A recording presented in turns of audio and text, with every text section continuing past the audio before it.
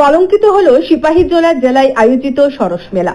লক্ষ লক্ষ সরকারি টাকা খরচ করে সিপাহীজলা জেলা সদর বিশ্রামগঞ্জ মিনি স্টেডিয়ামে 11 মার্চ থেকে 13 মার্চ 3 দিন ব্যাপী জেলা সরস মেলা আয়োজন করা হয়। চলো দিদিরা সবাই আত্মনির্ভর ত্রিপুরা বানাই, এই লেখা স্লোগানে গোটা মেলা প্রাঙ্গণ সাজিয়ে তোলা হয়। কিন্তু আশ্চর্যের ব্যাপার, যেখানে দিদিদের আত্মনির্ভরের কথা বলা হয়েছে, সেই জায়গায় মেলায় আগত বিভিন্ন স্বনির্ভর দলের দিদিরা বিস্ফোরক অভিযোগ করেন উদ্যোক্তাদের বিরুদ্ধে। কথা ছিল স্বনির্ভর দল পরিচালিত বিভিন্ন দোকানপাট এবং খাবার সামগ্রী তৈরি করে সেখানে বিক্রি করা হবে, কিন্তু আশ্চর্যজনকভাবে সেখানে ফুটপাতের বাজারে চাট বিক্রেতা থেকে শুরু করে চা ঝালমুড়ি সবাইকে মেলার স্টলের সামনে জায়গা করে দেওয়া হয় তাদের ব্যবসা করার জন্য কোন এক অদৃশ্য শক্তির নেতৃত্বরা।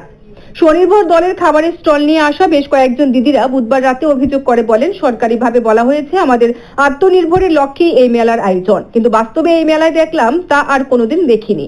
এমনই গুরুতর অভিযোগ মেলাতে স্টল নিয়ে আসা দিদিদের। তাছাড়া লক্ষ লক্ষ টাকা খরচ করে মেলার আয়োজন করা হলেও জেলা ভিত্তিক এই মেলায় লোক সমাগম করতে পারেনি।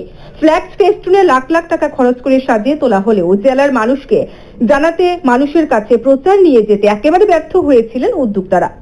আমরা একটু খুশি হবো, কারণ আমরা আরো মেলা করে এসেছি, ওটির মধ্যে কোনো বাইরের কোনো দোকান এলাউই করছে না। আর এটার মধ্যে তারা কিলিকা বাইরের দোকান এলাউ করছে। তাছাড়াও ফলের রসের দোকান আছে, চায়ের দোকান আছে, তারা তো একদম স্থাপিত তিন দিন ব্যাপী বইতেছে তারা। তো এদের লেগে যদি ব্লকের থেকে কোনো কিছু পদক্ষেপ নেওয়া হয় বা একটু দেখে তদারকি করে, আমরা একটু খুশি হবো। কারণ সেই কারণে আপনাদের দোকানে কোনো বিল নাই? হ্যাঁ, বিল নাই, কাস্টমার ওইখানেই যেতেছে। তারা যদি না থাকতো নিশ্চয়ই আমরা এদিকে ভিজিট করতো, এদিকে দেখতো, এদিকে কিনতো, খাইতো। তো ওই তারার লেগে আমরা একটু প্রবলেম হয়ে যেতেছে, কারণ আমরা তো নিজের ফাইদে দাঁড়াইতে চেষ্টা করছি, তারা এরা কি ভাঙ্গা ফেলা দিতেছে আমরা। Bureau report, SD news media.